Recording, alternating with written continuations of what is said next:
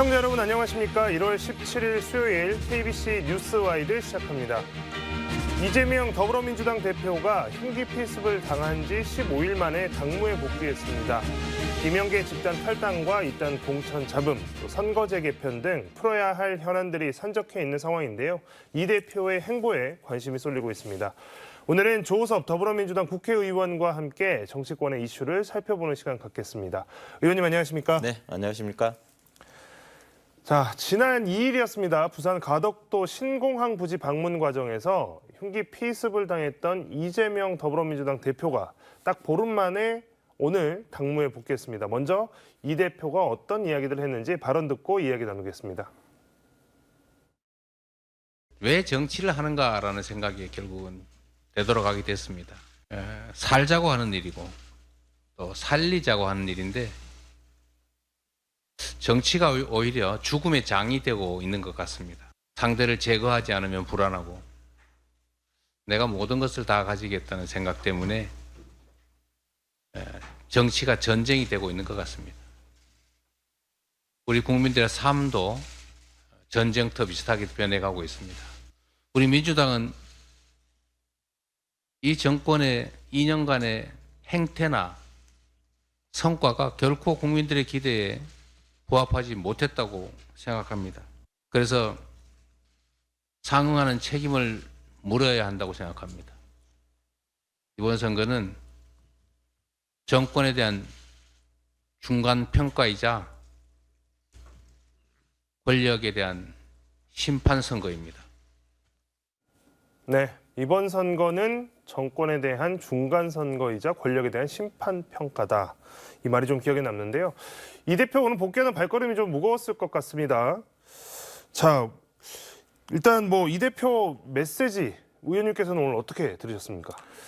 네, 이재명 당대표께서 15일 만에 당무에 복귀를 하셨습니다. 자칫하면 죽음을 맞이했을 수도 있었던 그 순간이 정말 아찔한 부분이었습니다. 화면에서 보셨듯이 당무에 복귀하시면서 상대를 증오하고 죽이는 정치가 아니라 사람을 살리는 정치를 해야 된다. 그리고 자신이 겪은 참담한 사건보다 국민들의 경제가 더 힘들다. 더불어서 이번 선거는 정권에 대한 중간 평가이자 심판 선거이다. 그래서 민주당은 통합하고 공정과 혁신 공천으로 희망을 드려야 되겠다라고 말씀을 하셨습니다. 이게 저는 크게 세 가지 의미가 있다고 생각을 하는데요. 하나는 총선을 앞두고 승리하는 민주당을 만들기 위해서 민주당이 나아가야 될 방향, 즉 통합과 혁신이다라는 말씀을 하신 것 같고요. 또 하나는 이번 총선은 다 하신 것처럼 윤석열 독재 검찰 정권에 대한 심판의 장이고 중간 평가이다라는 부분. 세 번째로는 국민들이 매우 어렵다. 그래서 민주당이 중심이 되어서 민생 중심의 정치를 펼쳐나가겠다라는 크게 세 가지 메시지를 던지신 거 아닌가 생각을 합니다. 네. 자, 이재명 대표가 당무에 복귀는 했지만 아까도 말씀드렸지만 일단 현안들이 굉장히 많이 쌓여 있습니다. 그중에서도 좀 마음에 가장 걸릴만 한 것이 이 대표가 자리를 비운 동안 이낙연 전 대표 또 원칙과 상식 소속의 의원 3명 이렇게 탈당을 했습니다. 그리고 신당 창당에 나섰습니다. 당원들도 지금 탈당을 하고 있는 상황인데요. 어제는 민주당 청년당원 1000명이 탈당 선언을 하기도 했었죠. 선거를 앞두고 세를 모아야 하는 시기인데 전 당대표 또 현역 의원들 또 당원들 이렇게 좀 탈당을 계속하고 있어서 부담을 좀 많이 갖고 있지 않을까라는 생각이 드는데요. 이 부분 좀 어떻게 보시나요? 네, 매우 아쉬운 안타까운 상황이 지금 만들어지고 있는 거죠. 이번 총선 아까도 말씀드린 것처럼 정권 심판의 성격이 가장 강합니다. 즉 오송 참사, 이태원 참사 등에 있음에도 불구하고 책임지지 않는 또 무능하고 오만한 현재 정부 그리고 검찰이 당대표도 하고 검찰의 모든 요직에 장악을 하고 있는 검찰 정권이라고称하고 있지 않습니까? 그렇기 때문에 이번 총선에서 승리를 해서 윤석열 정부가 국정 기조를 바꾸도록 만들어가는 게 이번 총선에 가장 큰 의미가 있다고 생각을 하는데요. 그래서 민주당의 단합이 그 어느 때보다 중요한데 이렇게 분열이라든가 그런 모습들을 보이고 있어서 정말 안타깝고요. 근데 실제로 지역을 돌아다니다 보면 지역민들은 분열과 탈당에 대한 분노가 더욱더 심한 부분입니다. 그렇기 때문에 저희들은 부담이 되는 건 사실이지만 국민들을 믿고 뚜벅뚜벅 걸어가는 길밖에 없다라고 생각을 합니다. 자세한 이야기는 또 뒤에 다시 나눌 수 있도록 하겠습니다. 네. 자, 일단 뭐 말씀을 이제 계속 이제 하시겠지만 지금 이제 이 대표 지금 와서 이제 현안 중에 하나로 지금 이제 탈당에 대한 얘기를 했지만 또 나머지도 좀 문제가 될 만한 것들 좀 골치가 아플 만한 상황들이 좀 있습니다. 일단은 지금 뭐 저격 공천 논란이라고 해서요. 지금 공천이 본격적으로 시작도 되지 않은 상황에서 벌써부터 이제 또 안에서 갈라치기를 우려하는 목소리가 좀 있다. 그다음에 또 하나는 선거제 개편. 지금 선거 법정 시한 넘겨서 선거를 어떻게 치를 건지도 아직 여야 간에 합의를 못 하고 있는 상황인데 과연 이거 어떻게 풀어나갈 것이냐.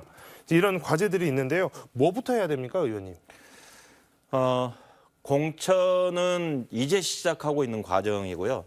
일단은 선거제 개편이 우선적으로 풀어나가야 될 과제이죠. 선거제 개편은 비례대표를 어떻게 선출할 것이냐, 병립형으로 할 거냐, 연동형으로 갈 것이냐에 대한 문제인데 거기에 대한 부분들이 아직 여야 간의 협의와 합의가 이루어지지 않는 상황에서 아직 룰이 정해지지 않는 상태이기 때문에 하루빨리 그것이 정리돼야 될 문제이고요. 공천의 문제는 뭐 자격 공천이다, 뭐 친명이다 그런 이야기가 나오는데 저는 거기에 동의하지 않습니다. 그것은 당 내에서는 절대 있을 수 없는 이야기고 지금 공천은 이후에 이제 다시 공관위가 구성이 돼서 시작하고 있는 거고요. 지금 현재는 적격 심사를 하고 있습니다. 이 적격 심사는 정해진 룰에 따라서 기준에 따라서 여기에 적격하면 통과가 되는 거고 적격하지 못하면 통과가 되지 않아서 심사를 통과하지 못하는 부분이 있는 거고요. 보다 더 정밀한 것은 공천 심사 과정에서 이루어질 것으로 보여집니다. 일단 급한 것은 선거제 개편입니다. 네.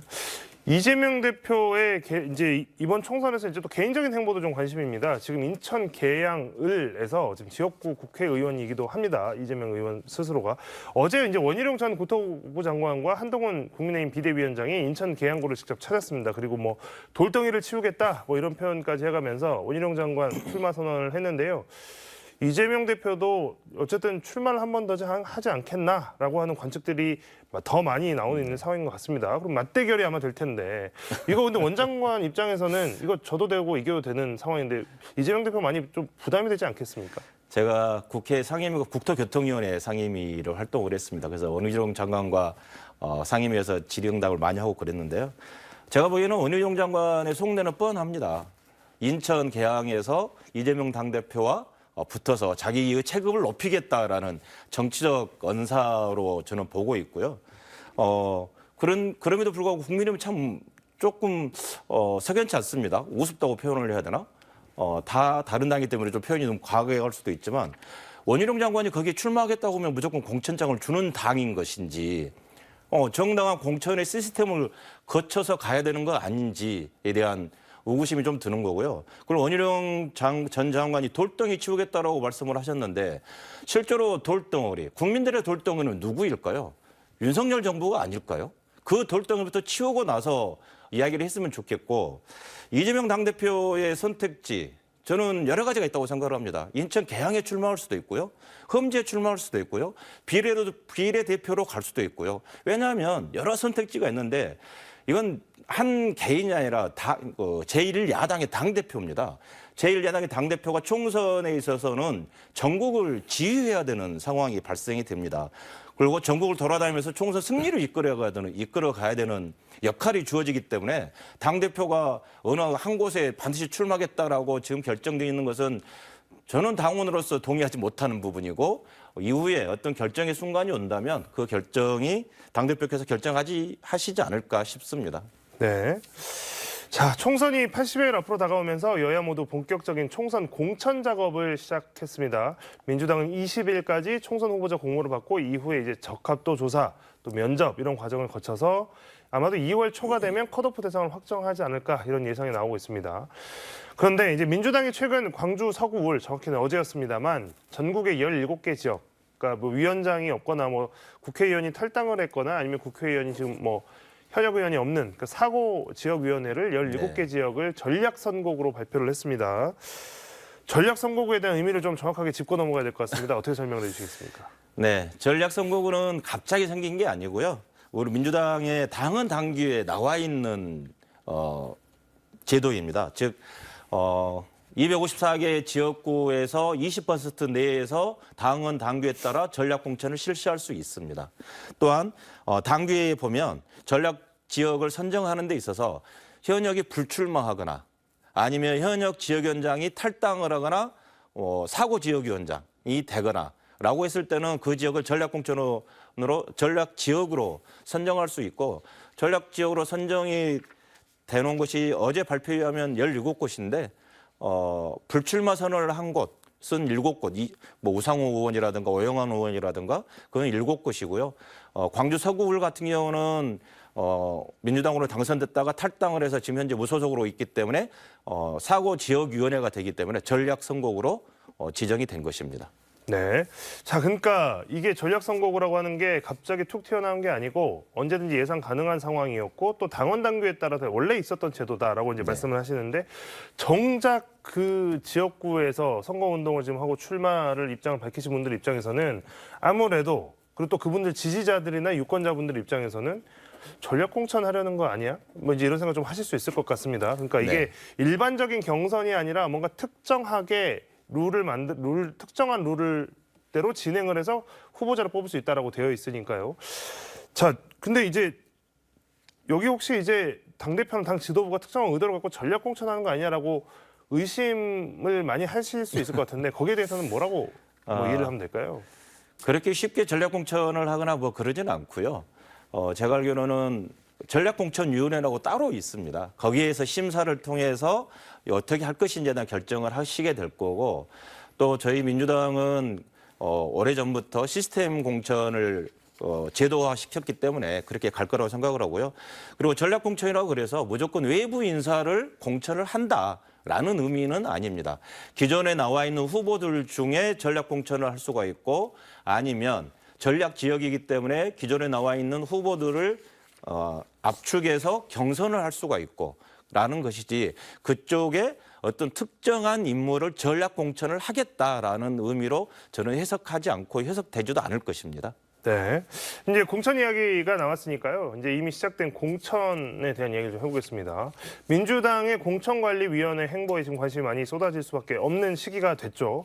어제는 임현백 공관위원장이 현근택 민주연구원 부원장의 성희롱 논란에 대해서 단호하게 대응하겠다 이렇게 입장문을 냈고 공천 매제를 사실상 시사한 발언이었다고 이제 판단이 됐고요. 곧바로 현 부원장은 불출마를 선언했습니다. 하지만 이제 이재명 당대표 리스크나 전당대회 돈봉투 등 여러 국회의원들의 비위 의혹이 여전히 존재하고 있어서 민주당의 공천 검증 기준선이 상당히 내려가 있는 거 아니냐 이런 평가도 지금 나오고 있는 상황인데요. 후보 자격 검증에 대한 반발이 그래서 또 나오는 거 아닌가 이렇게 생각이 좀 됩니다. 민주당의 공천은 어떤 기준으로 어떻게 풀어나가야 이게 좀 잡음을 덜 할 수 있겠습니까? 네. 임현백 우리 공관위원장이 엊그제 친명도 없고 비명도 없고 반명도 없다라고 천명을 했습니다. 이것은 공천 관리를 하는 데 있어서 친명, 비명, 반명에 대한 구분을 짓지 않겠다라고 하신 거고요. 검증 기준이 민주당의 검증 기준이 내려갔다는 것에 대해서는 저는 선뜻 동의하기 어려운 부분이 있습니다. 왜냐하면 실제로 공천권은 국민들, 유권자들이 가져야 되는 게 공천권입니다. 그런데 지금 현재의 우리나라의 현재 윤석열 대통령이 들어오고 난 뒤로부터는 공천권이 검사에 있는 것처럼 되어 있습니다. 즉 유력한 정치인이라든가 그런 사람들을 수사를 하고 기소를 할 수 있는 권한이 있기 때문에 그러면 검찰이 수사하고 검찰에 의해서 수사당하고 기소당하면 여기 비리 정치인으로 낙인 찍혀서 공천을 내려놔야 되는 건지 그러면 어느 누구도 검찰이 공천권을 행사하고 있다라고 밖에 볼 수가 없기 때문에 검증 기준이 내려간 게 아니라 검찰이 공천권을 행사하는 것을 막는 그런 시스템으로 가야 된다라고 이해해 주시는 게 오히려 더 낫지 않을까. 근데 실제로 보면 여의도 정가에서는 그 이야기 많이 돌거든요. 검찰이 공천권을 가지고 있다라는 이야기가 많이 돌거든요. 실제 이제 어떤 유무죄가 밝혀지기 이전에 검찰이 수사를 하거나 기소하는 것만으로도 낙인이 찍혀서 공천에 제한된다면 이게 또 다른 의미에서는 불공정이 될 수 있다 이런 지적을 좀 해주셨습니다. 네. 자, 국민의힘도 지금 사실 공천 심사 기준 발표했습니다. 뭐 낙하산 공천에 대한 우려도 나왔긴 하지만 어쨌든 시스템 공천이라고 자부하고 있는 상황인데요. 국민의힘 공천 어제 뭐 발표가 됐는데 좀 어떻게 보셨습니까? 네. 지역 돌아다니라고 자세히 보진 못했는데 아까 조금 전에 오다 보니까 발표를 했더라고요. 현역 컷오프 7명, 뭐 10%, 동일 지역 3선에 득표율의 15% 감산 등등을 말씀을 하셨던데 이것은 이미 민주당에서 이미 오래전에 실시하고 있었던 내용들입니다. 뭐 담협평가에서 최하위 20%는 감산 들어가고 그다음에 불출마를 권유한다든가 그리고 일반 국민과 권리당원이 50대 50 투표를 한다든가 도덕성 검증들은 이미 민주당에서 실시를 하고 있었고요. 다만 국민의힘이 이렇게 발표함으로 인해서 국민의힘과 민주당이 서로 혁신 경쟁이 시작되었다. 그 시발점이 되었다라고 저는 보고 있습니다. 네. 자, 이번 총선의 가장 큰 이슈 중에 하나가 또 바로 이제 제3지대입니다. 뭐 총선 때가 되면 뭐 제3 세력에 대한 뭐 요구들, 그다음에 제3 세력을 자임하는 또 정치 세력들이 항상 있었지만 이번 총선에서는 유독 이슈가 많이 되고 있는 것 같습니다. 제3지대 신당들이 이제 창당에도 속도를 좀 내고 있는데요. 이번 주에는 원칙과 상식의 탈당 의원들 또 이낙연 전 대표가 각각 창당 발긴 행사를 갖고 본격적인 창당 절차에 들어갔습니다. 이준석 전 국민의힘 대표의 개혁신당은 오는 20일에 창당을 하겠다 이렇게 예고를 한 상황입니다. 뭐 신당만 해도 지금 뭐 5개가 되고 있습니다. 어느 때보다 좀 많이 나오는 것 같기도 하고 근데 면면을 보면 그래도 좀 영향력 있는 분들이 나오는 것 같기도 하고 네. 지금 뭐 신당 바람 많이 불고 있는데 이거 좀 어떻게 보십니까, 의원님?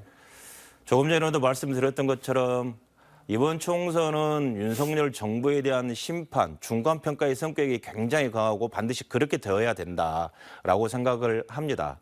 그런데 신당들이 이렇게 많이 나오기 때문에 매우 아쉬운 부분들이 있는 거고요. 분열된 모습들을 보여지고 있어서 국민들께 죄송하는 마음도 들고요.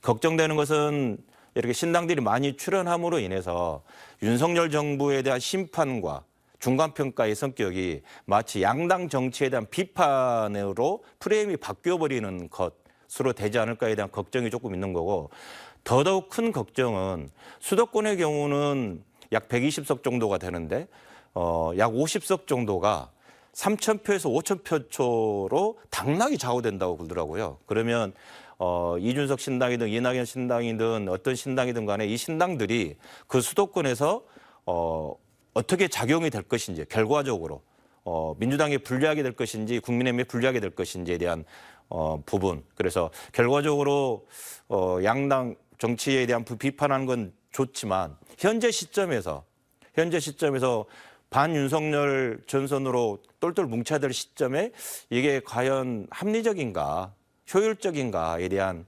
아쉬움은 많이 남습니다. 자, 뭐 이거 아직 뭐 이른 예측이긴 합니다만 그러면 지금 국민의힘에서 떨어져 나온 이준석 전 대표 그리고 민주당에서 떨어져 나간 이낙연 전 대표 그리고 원칙과 상식 분들 네.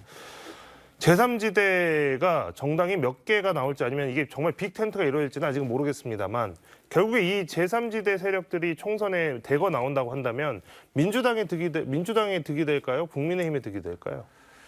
그거는 현재 여론조사 상으로 볼 수밖에 없는데 현재적으로는 거의 비슷하게 국민의힘에서도 좀 빠지고 민주당에서도 좀 빠지는 결과로 지금 현재 여론조사는 나오는데요.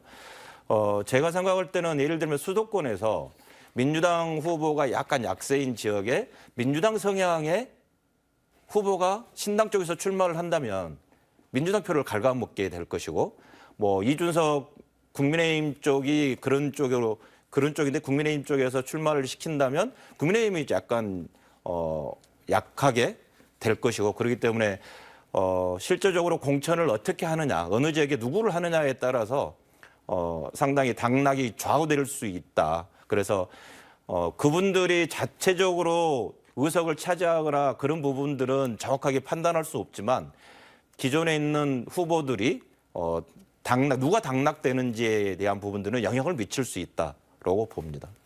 제3지대 관련해서 마지막으로 하나만 더 여쭤보겠습니다. 이게 또 하나 이제 관심이 뭐냐면 그래서 결국에 빅텐트가 쳐지느냐 안 쳐지느냐거든요. 아까도 말씀드렸지만 지금 뭐 금태섭 신당 뭐 가칭입니다만 네. 양양자 신당, 이낙연 신당, 뭐 원칙과 상식과 원칙 신당, 뭐 이렇게 이준석 이준석 신당 뭐 이름도 많습니다. 네네. 이게 하나로 뭉칠 수 있을지도 사실 좀 관건이 될 것 같습니다. 뭐 김종인 위원장 같은 분은 뭐 이낙연과 이준석이 함께할 수 있겠냐 매우 부정적으로 봤고 뭐 이준석 전 대표도 마치 어려울 것처럼 지금 이야기를 좀 하고 있는 상황인데요. 결국에는 지금 이 제3지대로 나와 있는 정치 세력들이 하나로 뭉칠 수 있을까요? 그 가능성에 대해서 좀 어떻게 보십니까?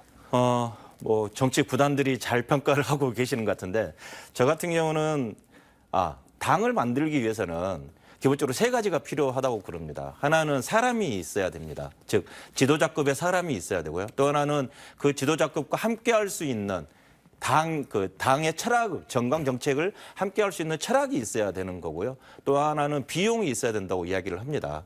그런데 지금 이분들 여러 신당을 표방하고 계신 분들이 뭐 이낙연이나 이준석 씨의 그런 철학에 동의하지는 않을 것 같고요. 그렇기 때문에 화학적 결합은 절대 있을 수 없다.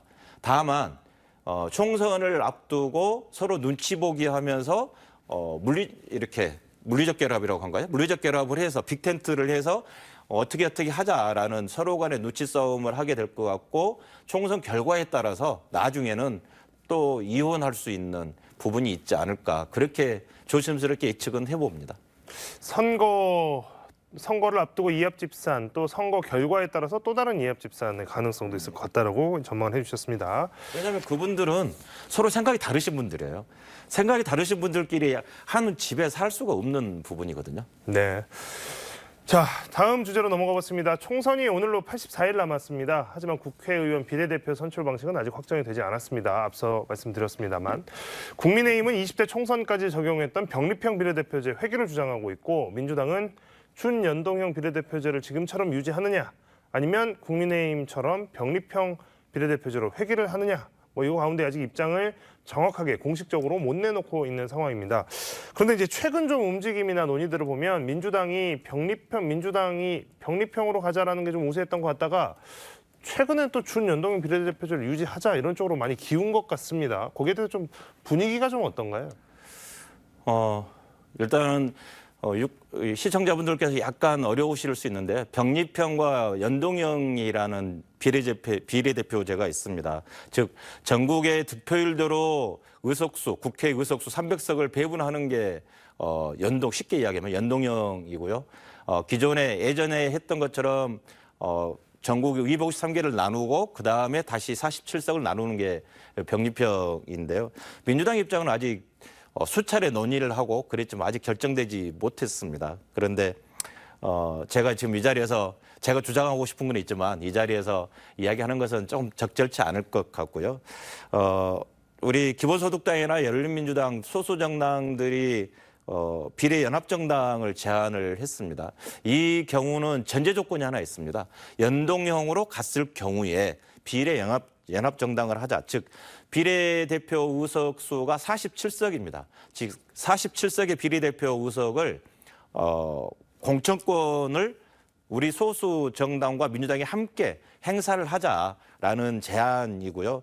이것은 만약 이렇게 된다면 윤석열 정부에 반대하는 모든 여러 야당들이 모여서 정당을 만드는 것, 그래서 비례정당을 만드는 것이라고 보는 것이기 때문에 이것은 추후에 우리 지도부나 의원총회에서 충분히 논의할 가능성은 있다라고 보여집니다. 방금 이제 비례연합정당 말씀을 해주셨지만 이게 이제 기본소득당이라든지 열린민주당이라든지 정의당이라든지 다른 네. 이제 정당들 좀 가치가 어느 정도 맞다고 생각하는 정당들과 함께 꾸려서 준연동형 비례제의 하나의 정당으로 나서자 이제 이건데 이거 뭐 벌써 이제 논의가 좀 있다라고 하는 것을 알고 여당이나 이렇게는 이거 위성정당이랑 뭐가 달라라고 그런 비판도 하고 있거든요. 네. 위성정당이랑 같은 거 아닙니까? 2020년도 선거를 보면 열린시민당인가요? 그래서 저희 더불어민주당의 유성정당으로 칭해지는 정당에 기본소득당이 들어있었고요. 시대전환이 들어있었고 그랬거든요. 그런데 이게 이번에 비례연합정당으로 간다면 그 소수 정당의 지분을 더 많이 주는 정당, 비례정당으로 되게 될 가능성이 많은 거고 그렇기 때문에 유성정당으로 칭하기는 너무 조금 과한 표현이라고 생각을 하고 이후에 이게 총선이 끝나고 나서 다시 2020년도에 선거 때처럼 기본소득당으로 다시 나가고 그게 한석이 더 넘거나 그러게 되겠죠. 그렇게 될 가능성이 많죠. 그래서 유성정당이라고 칭하는 것은 섣부른 거고요. 그리고 아직 정당도 만들어지지 않았고 논의 중에 있는 부분이기 때문에 그에 대한 부분들을 생각하시면 될 것 같습니다. 네, 뭐 시간이 많이 남지는 않았지만 그래도 마지막으로 그 지역민들께 한 말씀 부탁드리겠습니다. 네, 2020년 즉 4년 전에 우리 유권자들께서 저를 선택해 주셨습니다. 그래서 국회에 가서 민주당의 대변인으로 윤석열 정부와 싸웠습니다. 또한 상임위는 국토교통위원회에 활동을 하면서 영봉 IC 진입로를 포함한 호남고속도로 확장 공사를 올 3월에 착공하게 했고요. 그다음 광주역의 활성화를 추진하고 있습니다. 광주역에서 송정역까지 뜻을 지하화하는 용역비도 20억 올해 반영이 되어 있습니다. 더불어서 우리 민주당 실망시키지 않고 지역민들의 뜻에 따라서 반드시 이번 총선에 승리를 해서 윤석열 정부를 심판하고 대한민국이 정의롭고 상식적인 대한민국이 될 수 있도록 열심히 노력하겠습니다. 네, 오늘 많은 이야기들 들었는데요. 조호섭 의원과의 이야기는 오늘 여기까지 듣도록 하겠습니다. 의원님 고맙습니다. 감사합니다.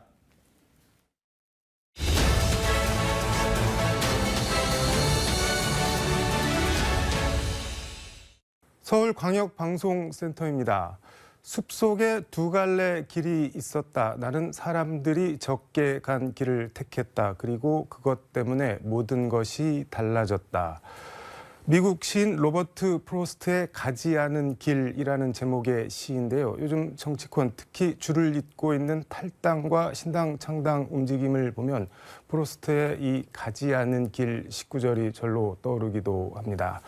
오늘 여의도 초대석은 정의당은 민주당 이중대로 전락했다며 정의당을 박차고 나온 류호정 의원과 제3지대 신당 관련한 얘기 집중적으로 해보겠습니다. 의원님 어서 오십시오. 네, 안녕하세요. 류호정입니다. 저 노트북이라고 하나요? 뭐라고 하나요? 저 몇 번 봤는데 볼 때마다 참 스티커가 인상적이라는 생각이 듭니다. 저거는. 지저분해졌습니다. 계속 쓰다 보니. 그 탈당 신당 얘기는 조금 뒤에 하고 이재명 민주당 대표가 오늘 피습 15일 만인가요? 네. 근데 당무에 복귀를 했는데 최고위원회의 일성으로 법으로도 죽여보고 펜으로도 죽여보고 그래도 안 되니 칼로 죽이려 하지만 결코 죽지 않는다. 뭐 이렇게 얘기를 하셨던데 결코 죽지 않는다. 혹시 이거 발언 들어보셨나요? 네네. 저도 그 부분이 조금 인상 깊었습니다. 그 유시민 작가가 얼마 전에 방송에서 언급하신 것 같던데 네. 그대로 인용을 하셨더라고요. 캐치하셔서 이제 참 다행이라는 생각이 드는 한편에 네. 어떻게 보면 그 멘트가 검찰과 언론을 살인미수 용의자와 같은 선상에 두고 동일시 하시는 듯한 말씀이어서 조금 많이 안타깝기도 했어요. 좀 무서웠습니다. 왜냐하면 이런 이렇게 참담한 일이 벌어졌을 때 정치권 모두가 우리가 이렇게 갈등을 계속하고 있고 서로를 적대하고 있기 때문에 벌어진 일이기도 하다. 서로 좀 자성해야 한다라는 목소리들이 있었잖아요. 네. 그런데 이제 결국에는 또 이렇게 결코 죽지 않는다 이렇게 말씀을 하심으로 인해서 사실 갈등은 점점 더 깊어질 것만 같아서 선거 앞두고 점점 더 심해지지 않겠습니까? 그래서 언제쯤 이런 양극단의 진영전 정치가 끝이 날까 하는 생각이 좀 들었습니다. 무서웠다고 말씀을 하셨는데 이재명 대표가 살자고 또 살리자고 하는 게 정치인데 뭐 다 죽음의 장으로 가고 있는 것 같다. 근데 그런 측면은 좀 없지 않아 있지 않아요? 지금 정치가 뭐 희망을 준다기보다는. 뭐 특히나 이번에 21대 국회 같은 경우에는 갈등 조정 능력을 갖고 정치가 기능하기보다는 네. 갈등 조장 능력만 네, 크게 키웠다라고 보는데요. 그렇기 때문에 시민들께서 더 이제 정치가 싸우기만 하지 문제를 해결해 주지는 않는다라고 더 많이들 생각하시게 된 것 같아요. 저는 이제 뭐 신당을 주제로 나왔습니다만 이렇게 양당 체제를 지속해서는 네. 정치가 정상적으로 작동할 수 없겠다 하는 생각을 요즘 많이 합니다. 양당 체제 비판을 해주셨는데 내년 총선 이재명 대표는 거듭 정권 심판론 지난 2년도 걱정되는데 앞으로 더 망가질 것 같다 그러면서 정권 심판해야 된다 이렇게 얘기를 하던데 그건 동의를 하시는 건가요? 아니면 저는 심판하는 정치를 그만해야 한다고 생각합니다. 뭐 박근혜 정권을 심판을 했고 네. 그래서 정권이 바뀌고 문재인 정권을 또 심판하겠다고 해서 윤석열 정권으로 바뀌고 근데 그 심판 끝에 시민들의 삶이 더 나아졌느냐라고 한다면 그렇지 않잖아요. 시민들께서 항상 오늘이 더 최악의 정치다라고 말씀을 하시잖아요. 그렇기 때문에 뭐 이기면 1당, 지면 2당, 뭐 경쟁하지 않아도 되는 이 상황 자체를 해소를 해야 시민들께서 바라시는 그런 경쟁하는 정치, 네, 국회를 볼 수 있을 것 같고요. 그런 의미에서 제3지대, 건강한 제3지대가 하나 이렇게 필요하다 그렇게 생각합니다. 제3지대 얘기는 전에 이거 하나만 더 물어보겠습니다. 지금 국민의힘 인재 영입 케이스로 총선 출마 준비 중인 이수정 경기대 범죄심리학과 교수가 오늘 약간 좀 재밌다고 하긴 그렇지만 뭐 이런 말을 했는데 김건희 특검법에 대해서 이거 부당한 게임이다 총선 앞두고 그러면서 김건희 여사가 경위 설명하고 국민에게 사과하면 쉽게 해결할 방법이 있다라고 얘기를 했는데 일단 김건희 여사가 뭐 설명 같은 거 사과 같은 걸 할까요? 그런 게 가능했다면 저는 여기까지 오지 않았을 거라고 생각합니다. 사실 전 지금도 사과를 할 수 있다면 해야 한다고 생각하는데요. 뭐 네. 이렇게 많은 사건 사고들이 있었고 전 필요하다고 생각하는데 하지 않으실 거라고 생각을 하고요. 네.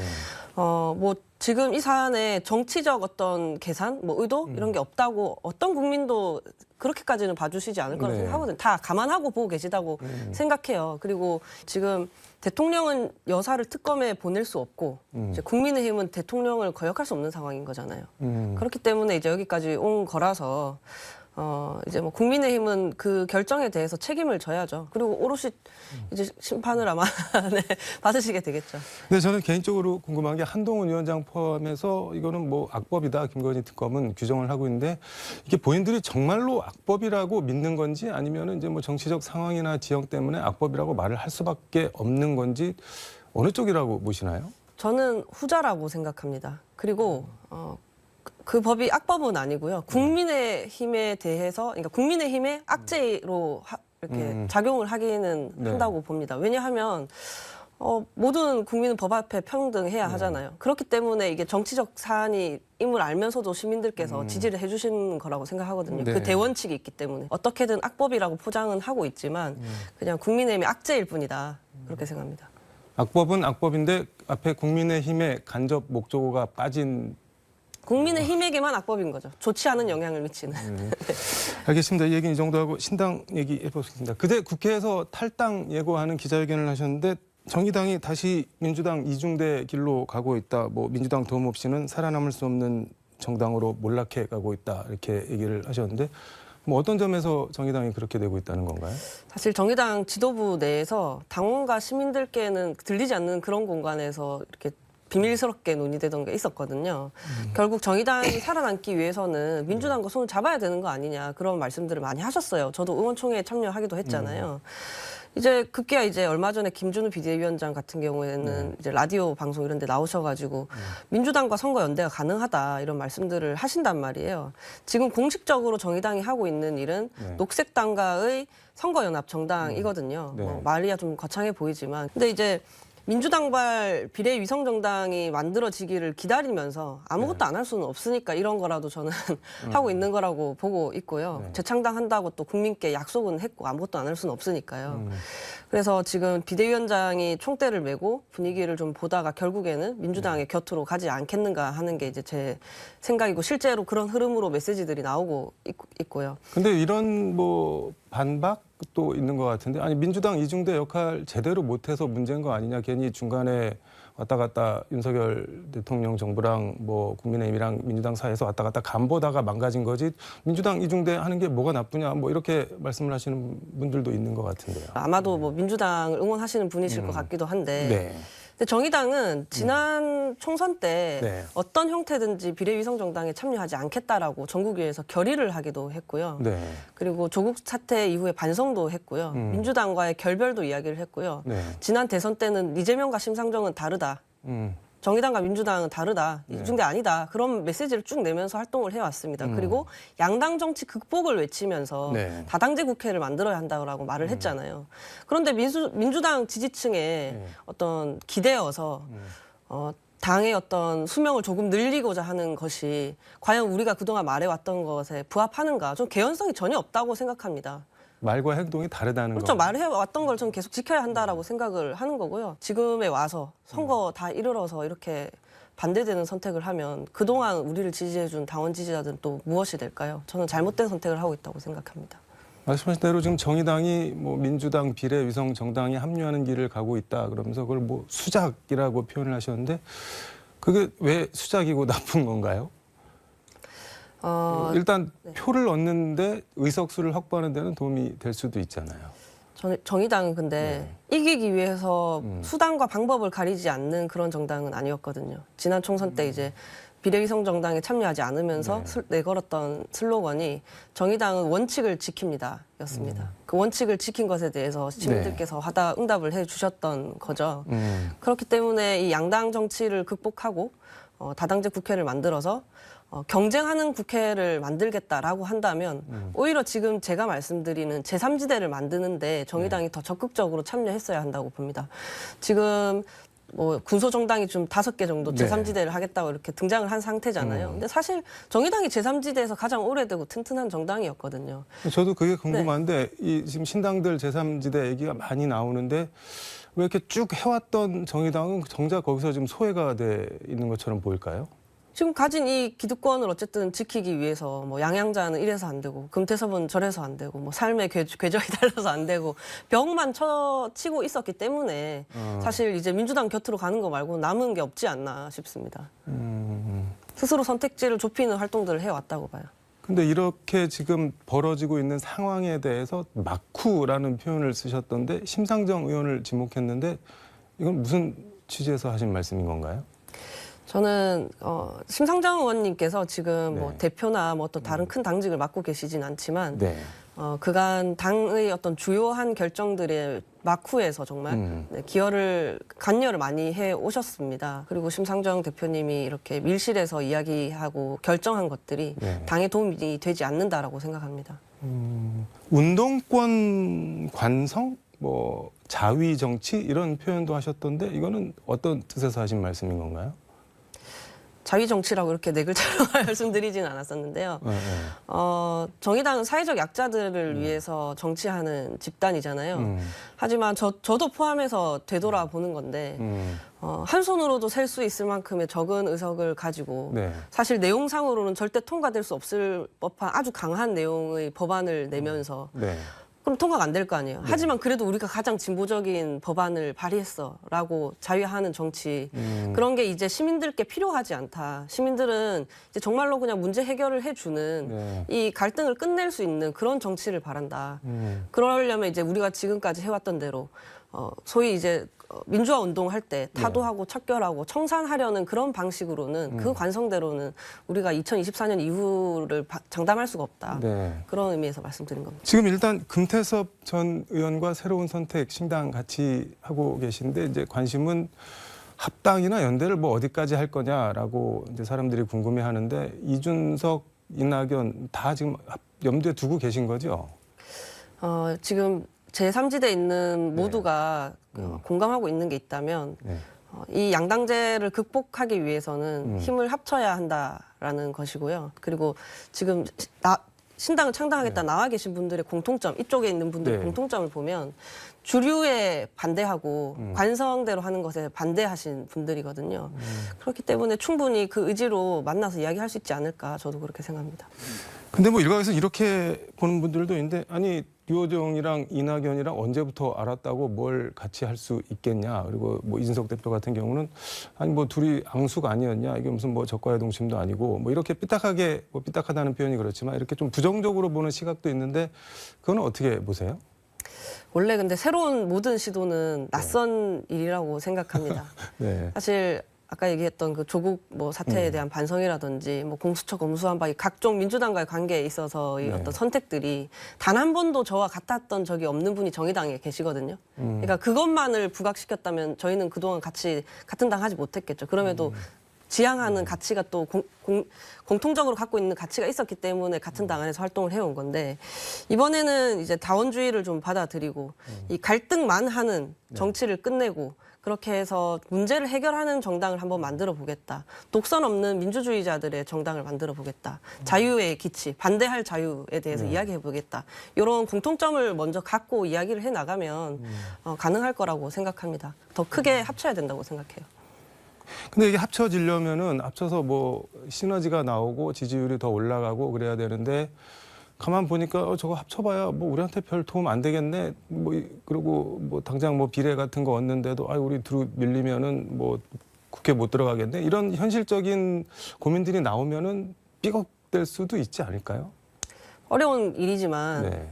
뭐랄까요. 주도권 싸움 하다가 네. 모든 거를 그르치는 정도로 뭐랄까 일머리가 없는 분들은 아니라고 생각합니다.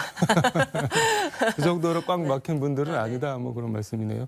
그 앞서 잠깐 언급을 했는데 이번 총선의 뭐 시대 정신 프레임 같은 거를 지금 민주당은 이제 정권 심판으로 가져가려고 하는데 플러스 알파가 뭐 더 있다고 보시나요? 아니면 정권 심판 자체도 동의를 못하고 다른 프레임 같은 거를 만들어야 된다고 생각을 하시나요? 이번 저는 선거. 심판만 계속 거는 이런 뭐랄까요. 총선은 이제 그만해야 된다. 선거는 그만해야 된다라고 생각을 하고요. 상대를 적으로 규정하고 계속해서 반복해서 말씀드려서 죄송합니다만 튼튼한 제3지대를 만들어서 양당 포함해서 모두가 경쟁하게 만들어야 시민들이 무한 경쟁하는 이 상황을 끝낼 수 있다라고 생각합니다. 아니 튼튼한 제3지대가 나오면은 시민들이 무한 경쟁하는 거를 어떻게 끝낼 수가 있는 건가요? 지금 1당과 2당이 네. 밀실에서 그냥 1대1로 대화해서 끝내고 있는 법안들도 참 많이 있거든요. 그렇기 때문에 그런 정말 논의해야 되는 정책에 대해서는 네. 잘 알려지지 않은 채 지나가고 사실 그냥 언론에서는 매번 싸우는 모습만 비춰지고 그걸 보는 시민들은 그럼 정치가 도대체 우리 삶을 위해서 무엇을 하고 있는지 계속 의문을 품게 되는 거잖아요. 중재와 타협 뭐 이런 역할을 할 곳이 반드시 필요하다라고 생각을 합니다. 다름을 인정하고 그 존재를 인정하면 네. 대화를 하고 타협을 하게 되어 있거든요. 그 구조를 국회 안에 만들어야 한다고 생각합니다. 그러니까 지금 뭐 일반 시민들은 잘 모르지만 뭔가 이렇게 삶이 계속 팍팍하고 그런 게 뭔지 모르는 이유가 분명히 있는데 그걸 안에 들어가서 좀 드러내고 뭐 개선하겠다 그런 말씀인 거네요. 그러니까 정리를 하면은. 뭔지 모를 이유라기보단 지금 정치 그 자체가 문제인 건 맞잖아요. 그런데 그 문제를 네. 국민의힘 내부에서 민주당 내부에서 고치기에는 이미 저희가 87년도 이후에 너무 많이 해봤다라고 생각을 합니다. 그렇기 때문에 그 당 내에 그 큰 당에 계시던 분들도 나와서 바깥에서 큰 세력을 만들어서 이제 경쟁하게 만드는 것만이 이제 답이겠구나라고 생각을 하고 계시는 거겠죠. 약간 뭐 유행하는 말인 것 같은데 고쳐서 쓰지 못한다. 밖에서 강제로 고쳐줘야 된다. 수술해야 된다. 그런 말씀인 거네요. 그러니까. 그렇죠, 그렇죠. 근데 기자회견 마지막 인사말 겸 맺은 말이 저는 개인적으로 상당히 인상적이었는데 그동안 국회의원 류호정을 응원해 주신 당원과 시민 여러분께 감사드린다 그러면서 시끄러운 의원과 함께 동고동락해준 보좌진 여러분 정말 미안하고 또 고맙습니다 이렇게 얘기를 했던데 보면은 지난 뭐 4년 동안 뭐 미니스커트 원피스 차림으로 등원하시고 등 문신 그다음에 타투 축제 참가 말씀하신 대로 뭐 국회 안팎에서 엄청 시끄러웠다는 거 자인을 하시는 건가요 그러면 4년 해보시니까 어떤가요?